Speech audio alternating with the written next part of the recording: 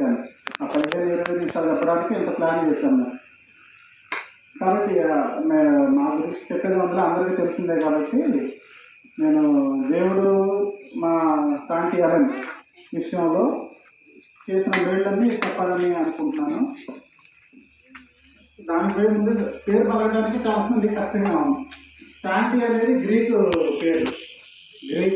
Greek వాడు, దాని తెలుగు అర్థం ఏంటంటే మంచివాడిగా మారుతున్నాడని అర్థం. అలెన్ అనేది ఒక మిషనరీ పేరు. ఆ రెండింటిని కలిపితే శాంతి అలెన్. కొంతమంది శాంతి అంటున్నారు, కొంతమంది చంటి అంటున్నారు. శాంతి చంటి కాదు, రెండింటిని కలిపితే శాంతి వచ్చింది. శాంతి అలెన్ అనేది పేరు. మాకు పెళ్ళి 2014లో మ్యారేజ్ అయింది.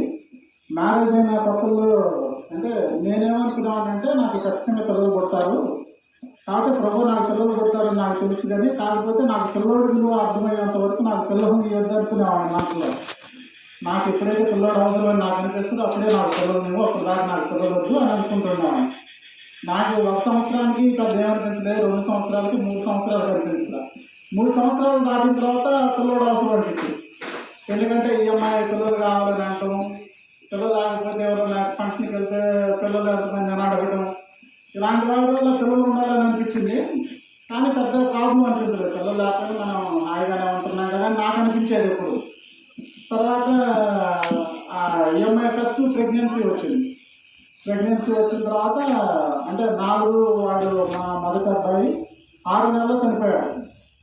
6 నెలల్లో చనిపోయినప్పుడు నాకేమనిపించిందంటే, అంటే వాడు చనిపోయాడని తెలిసినా కూడా నాకు పెద్ద చలనం ఏం లేదన్నమాట. అంటే అప్పుడు దాకా అసలు వాడు ఎత్తుకోలేదు, నేను పోయలేదు, కాబట్టి నాకు పెద్ద ఏమనిపించలేదు. చనిపోయిన తర్వాత రేపు మీకు అబార్షన్ చేస్తాం, హాస్పిటల్లో చేసుకురండి అన్నారు. ఆ ముందు రోజు అరే ఇప్పుడు ఇన్ని రోజులు నేను ఎవరితో మాట్లాడుతున్నాడు వాడు లేడా, వాడి కడుపులో నుంచి బయటకు తీసుకున్నారు గుర్తు వచ్చినప్పుడు నాకు బాగా ఏడుపు వచ్చింది అన్నమాట. అది నేను వాడిని ఇంకో 2-3 నెలల్లో చూస్తాను అనుకున్నాను. వాడేంటి చనిపోయాడు బాగా నాకు ఫస్ట్ టైం అప్పుడు ఏడుపు వచ్చింది. పిల్లవాడు అంటే ఏడుపు వచ్చి అప్పుడు అనిపించింది నిజం పిల్లలు కావాలి. అప్పుడు దాకా నేనేమనుకుంటున్నాను అంటే పిల్లలు పుడతారు అనుకునేవాడిని. కానీ నాకు జీవితంలో ఫస్ట్ టైం ఏమర్థమైందంటే పిల్లలు పుట్టరు, పిల్లలు దేవుడు ఇస్తేనే పిల్లలు పుడతారు అనేది బాగా అర్థమైంది నాకు. దేవుడు ఇస్తేనే గర్భఫలం దేవుడిచ్చి బహుమానం అంటే దేవుడు ఇస్తేనే మనకు పిల్లలు పుడుతున్నారు అనేది బాగా అర్థమైంది. రెండో సంగతి పిల్లలు ఎందుకు అవసరం అనేది బాగా అర్థమైంది. పిల్లలు ఉంటేనే సంతోషం, పిల్లలు ఉంటే అసలు లోన్లీనెస్ ఉండదు. తర్వాత పిల్లలు ఉంటేనే మనకు ఆరోగ్యంగా ఉంటాం. పిల్లలు లేకపోతే మనం పిచ్చోళ్ళం అయిపోతాం అనేది మా ఇంట్లో చూసినప్పుడు అర్థమైంది నాకు బాగా. కాబట్టి మేము ఆరోగ్యంగా ఉండాలన్నా, బ్రతుకుండాలన్నా, సంతోషంగా ఉండాలన్నా పిల్లోడు కావాలని నాకు ఫస్ట్ టైం అనిపించిన తర్వాత అబార్ట్ అయిపోయింది. మళ్ళీ దేవుడు మమ్మల్ని జ్ఞాపకం చేసుకొని మళ్ళీ 2 నెలల తర్వాత మళ్ళీ తను ప్రెగ్నెంట్ అయింది. ప్రెగ్నెంట్ అయితే అంతా బాగానే జరిగిపోయింది. మాకు December 20th డేట్ ఇచ్చారు. December 20th మేము ప్రిపేర్ అవుతున్నాం. లాస్ట్ ఇయర్ October 19 సడన్గా ఒకసారి మనకి ఉమ్మడి రోజుగా అవుతున్నట్టు అనిపిస్తే హాస్పిటల్కి వెళ్ళాం. ఆవిడ సడన్గా ఇప్పుడే ఆపరేషన్ చేయాలి, నా నార్మల్ డెలివరీ కూడా అవుదని చెప్పింది. సరే చేసేసాం, అయిపోయిన తర్వాత వీళ్ళు వర్షాలు అన్నమాట. అప్పుడే తుఫాన్ మీద స్టార్ట్ అయింది, కంటిన్యూస్ వర్షాలు అన్నమాట. అప్పుడు ఇక దాని డబ్బులు మరి ఏంటో వచ్చినప్పుడు చాలామంది వీళ్ళు పుట్టిన తర్వాత చూడడానికి వచ్చింది నాకు తెలిసిన వాళ్ళందరూ వచ్చి వీడిని ఎత్తుకోవడం,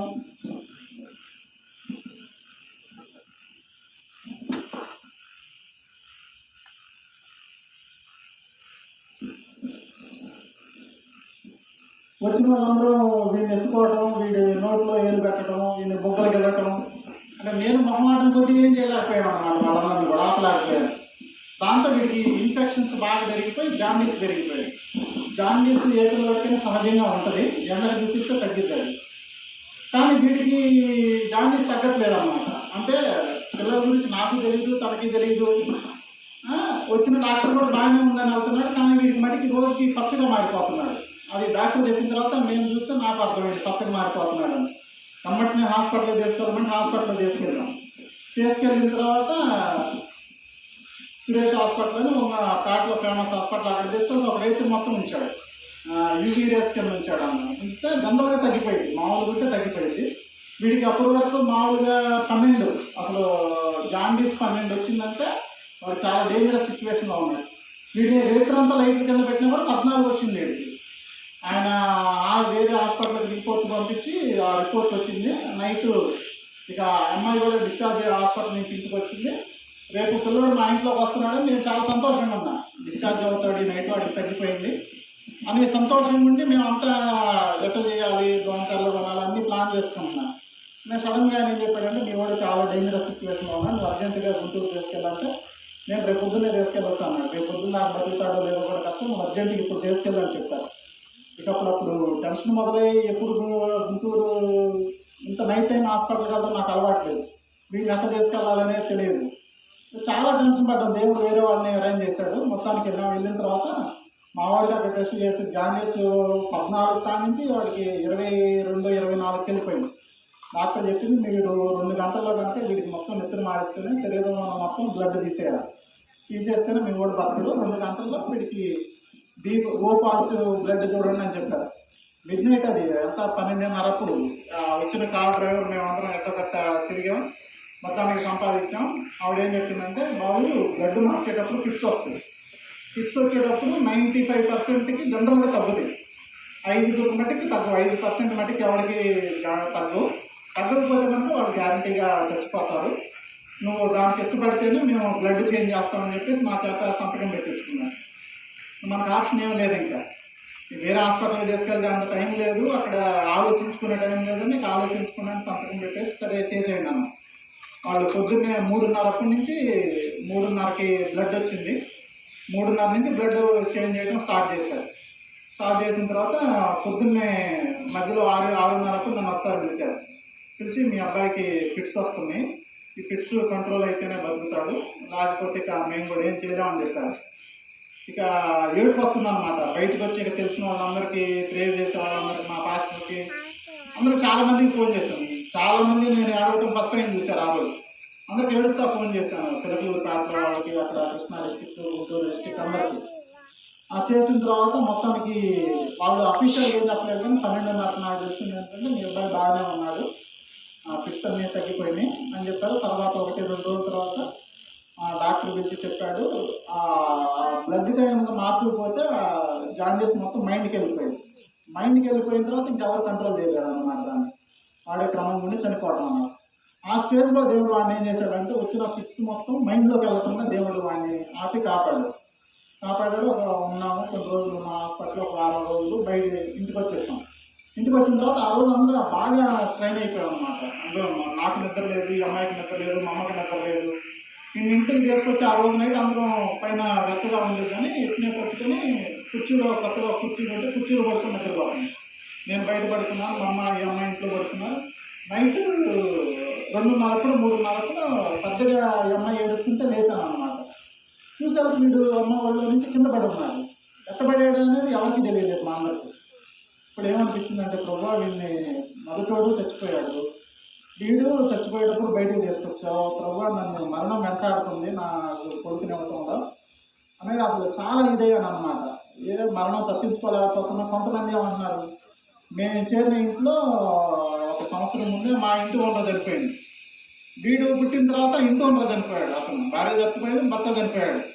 ఈ ఇంట్లో ఉండబట్టి కొంతమంది దెయ్యాలు వచ్చినాయి, మరణం మిమ్మల్ని వెంటాడుతుందంటే అదొక భయం అన్నమాట. అలా దేవుడు మొత్తానికి వాడికి కింద పడి తలకి దెబ్బ తగిలినా కూడా దేవుడు ఏం కాపాడకుండా దేవుడు అద్భుతంగా వాడిని సేవ చేశాడు. తర్వాత రోజు ఎటువంటి కాంప్లికేషన్స్ లేవు. అలాగే దేవుడు ఈ సంవత్సరం మొత్తం కూడా వాడిని కాపాడుతూ వచ్చాడు. అవన్నీ చెప్పాలని మేము ప్లాన్ చేసామన్నాం. ఫస్ట్ బర్త్డే అందరూ చేస్తున్నారు కాబట్టి చేయాలని నాకు అసలు ఉద్దేశం లేదు మామూలుగా. కానీ ఇవన్నీ ఒకరోజు ఉదయాన్నే లేచి చేస్తున్నప్పుడు దేవుడు ఇవన్నీ గుర్తు చేశాడు నాకు. దేవుడు ఇలా ఉంటే నేను కాపాడాను, వాటన్నిటిని జనాలు చెప్పి అలా ఫ్లెక్సీ మీద రాస్తే ఊరంతా చదువుతారంటే, అందుకని చెప్పేసి దేవుడు చేసిన వాళ్ళన్నింటినీ నా ఫ్లెక్సీ మీద రాశాను, అందరూ చదవాలి. కాబట్టి వీడి జీవితాన్ని చూసినప్పుడు అందుకే నేను ఏం రాశానంటే, వీడు పుట్టినరోజులని నేను పండగ చేయట్లేదు, దేవుడు వీడిని కాపాడాడు, అందుకే ఇది కృతజ్ఞతార్పణ. దేవుడు నా జీవితంలో మేలు చేసి వీడిని బతికించాడు, అందుకే దేవుడికి థ్యాంక్స్ చెప్తూ పండుగ చేస్తున్నాను. తర్వాత యేసు ప్రభువే నిజమైన దేవుడని వీడి ద్వారా నాకు మరొకసారి దేవుడు రుజువు చేశాడు. అందుకని నేను ఇవన్నీ చేశాను తప్పితే ఈ ఫంక్షను, స్టేజీ, భోజనాలు వీడు పుట్టాడని చెప్పేసి నేను చేయలేదన్నాను. కాబట్టి దేవుడు మా జీవితంలో చేసిన మేలుని బట్టి నేను మనసారా స్థుతిస్తున్నాను. ఇది కొంతవరకు. ఇంకా తను కొన్ని విషయాలు చెప్పిన తర్వాత మేము కుటుంబంగా స్థుతించిన తర్వాత మేము క్లోజ్ చేస్తాం.